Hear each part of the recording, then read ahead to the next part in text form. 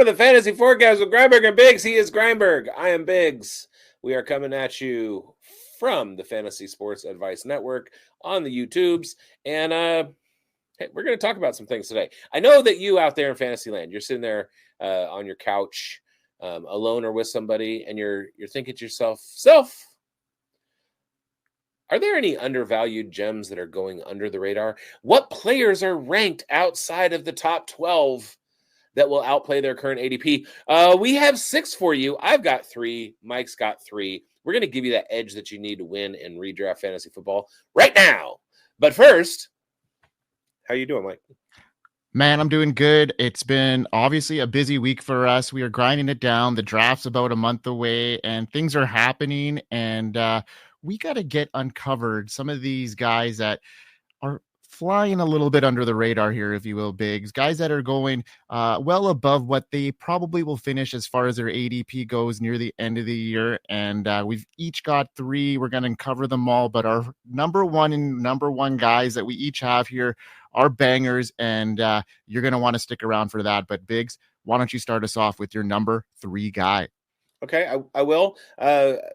You did mention something, and I noted that it's funny that there's always things happening. It's like they don't stop happening things. Anyway, my sleeper number 3, I'm going to go with Tennessee Titans, Calvin Ridley. Last year, Ridley had 120 targets, only 64 catches. That's basically a 50% catch rate. That's bad. And that's Will Levis. Well, the Tennessee Titans have the number 1 pick in the draft, and they're probably going to be using that draft pick to draft Cam Ward. Last year with the Miami Hurricanes, Xavier Restrepo had more catches on fewer targets than Calvin Ridley. He had a 72% catch rate.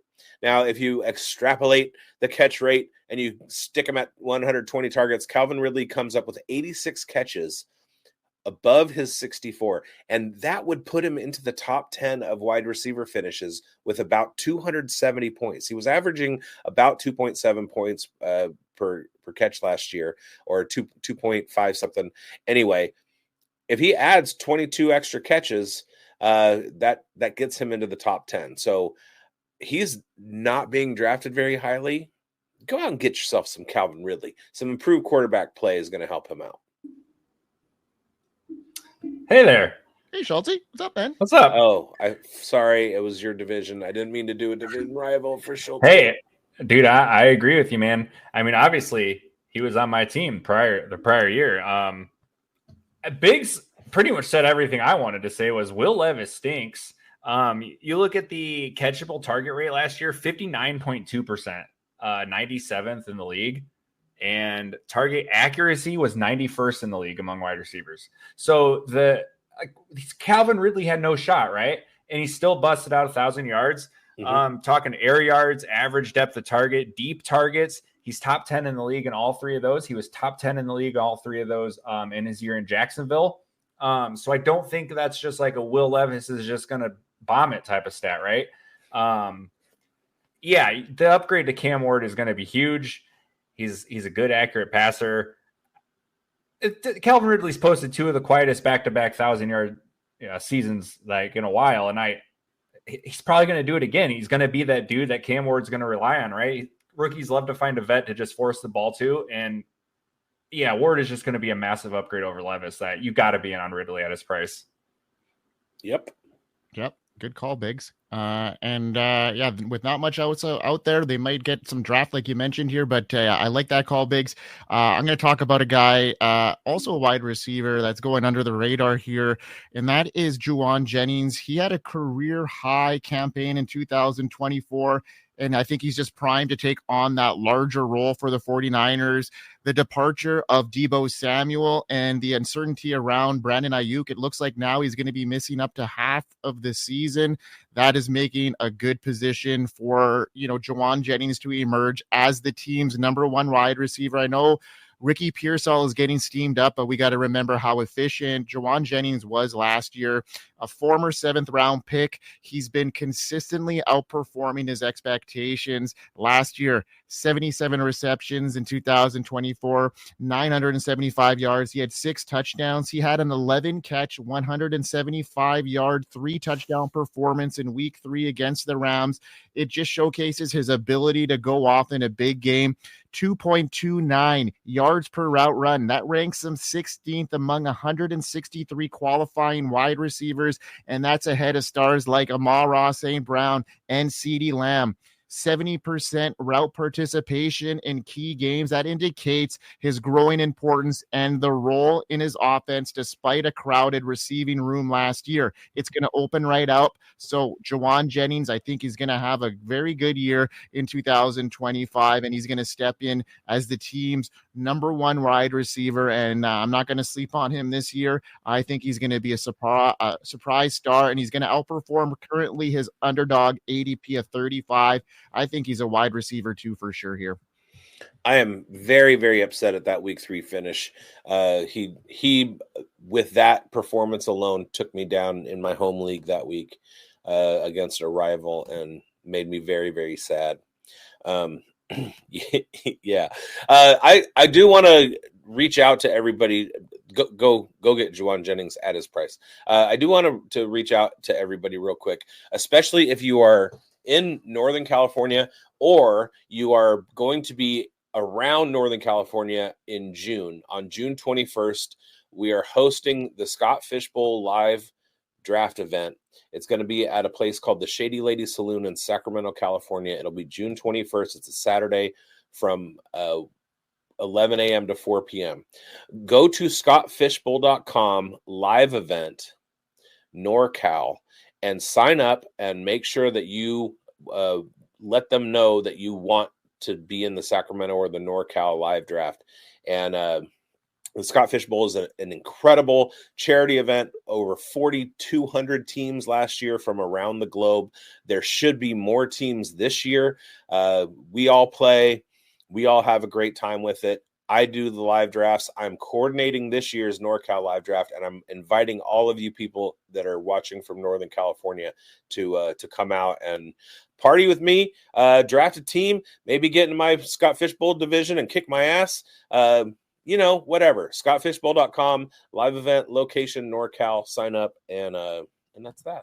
That's awesome, bigz. Great opportunity for you. And, bringing that Fish Bowl name, it's already such a huge recognizable name within the community. But, we're partnering up with Scott Fish Bowl, and there's some exciting stuff on the horizon for FSA and down the line. So stay tuned for that. And let's bring on our community here, Schultz. Let's hear about this thriving community that is the Fantasy Sports Advice Network. We are here. FantasySportsAdvice.com, offering the best fantasy sports social media platform. Why join endless Discord communities or the trolls of Reddit? Fantasy Sports Advice is a community designed to help you win with 24/7 support. Go to FantasySportsAdvice.com and become a pro member for unlimited access. Again, go to FantasySportsAdvice.com today. Yeah, earlier last week, I locked down the bar that we're going to be doing the event at, and told the Fantasy Cares people.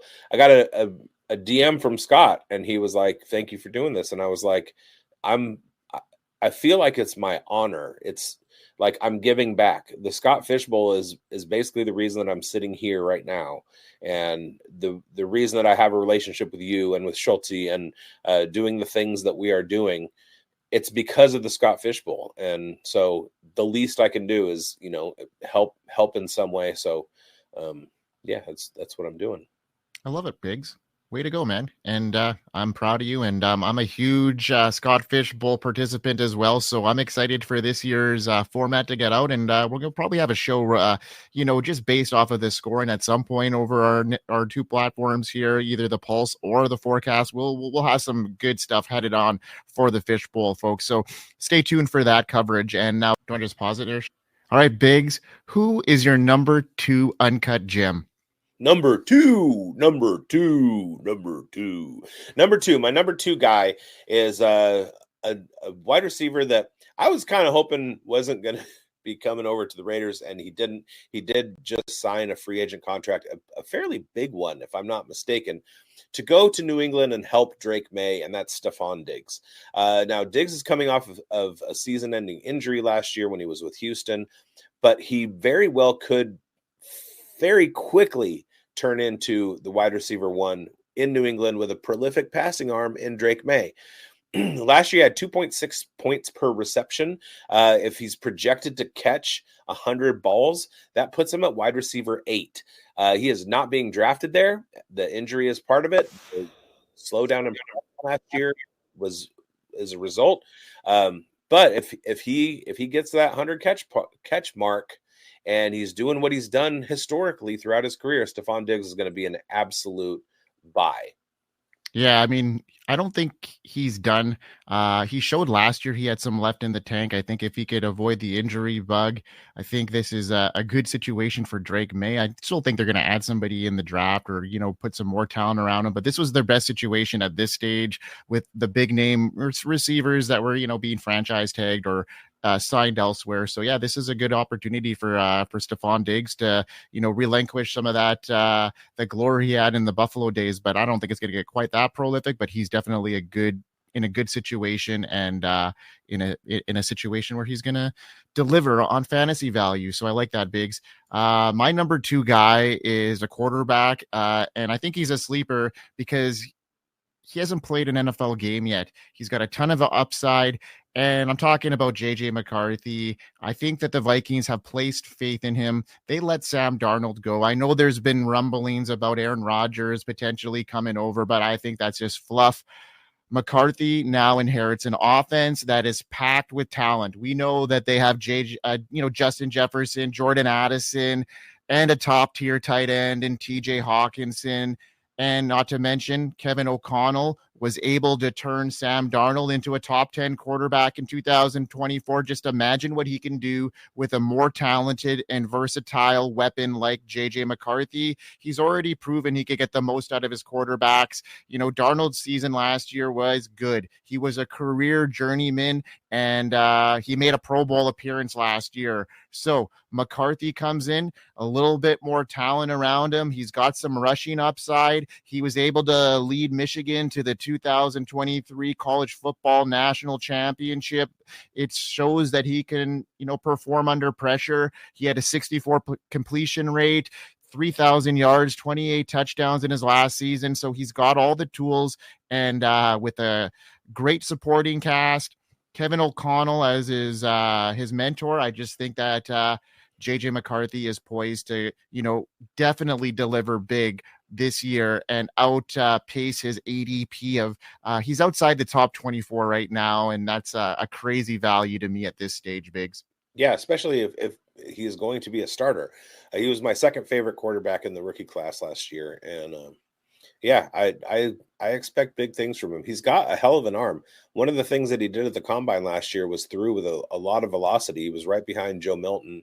I think it was Joe Milton, but he was just a couple ticks off with his velocity.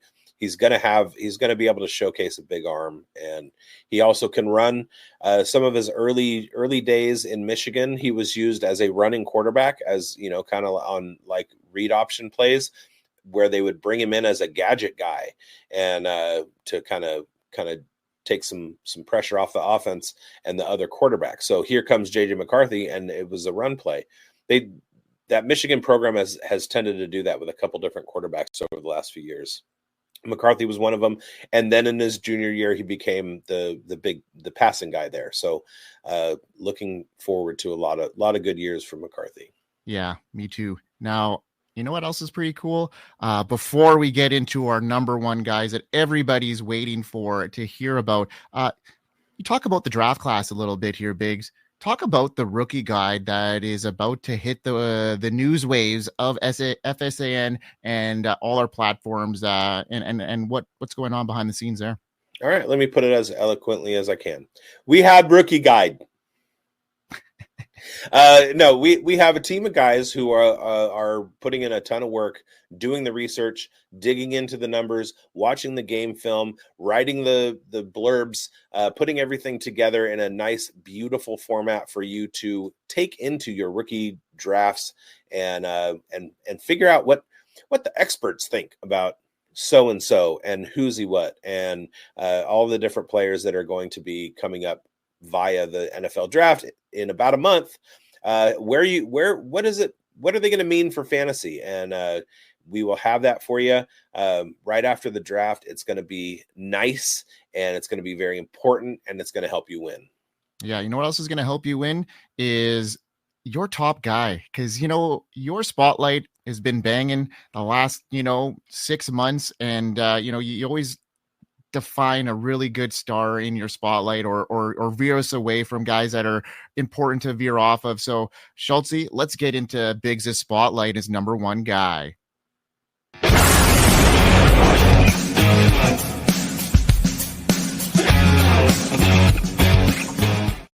bigz' sleeper number one, my spotlight character is Washington Commanders quarterback Jayden Daniels.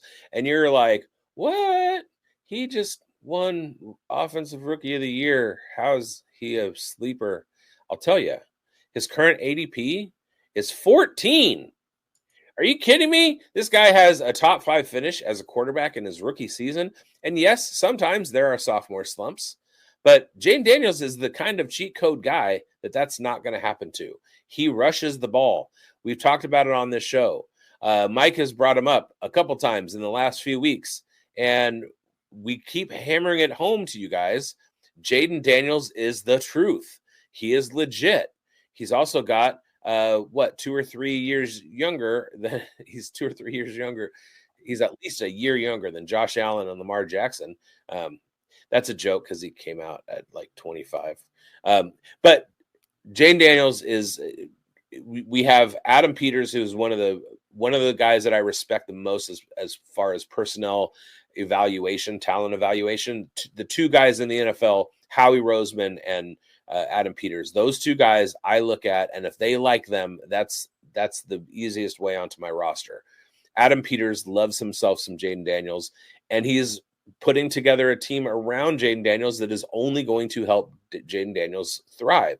Brought over Deebo Samuel. He's making the moves that are necessary. We have the draft to look at. They might go get a passing running back, somebody to replace Brian Robinson. They might get more wide receivers. They might get another big tight end to supplement for Ertz and wait for the other guy. Jayden Daniels is legit. And if he's going as the 14th quarterback off the board, something is wrong. He should be going in the top 5. So grab somebody that you want to take a long shot on in the top 10, and then grab Jayden Daniels because he's going to be the one to win you your league. Yeah, he's a league winner. He was last year, and we identified him then, and we're going to identify him now, even at a value here when prices seem a little bit steep. That is not a steep price for Jayden Daniels. I'll tell you that now. Schultze, let's get into my spotlight.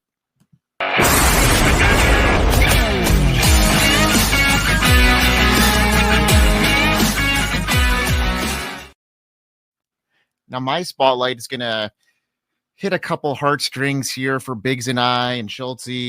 He's been a guy that has really been up and down kind of player. And I'm talking about Travis Etienne. And to me, he's going under the radar right now, especially in redraft fantasy football. After a solid start to his career, he can prove to be a true workhorse back in the NFL.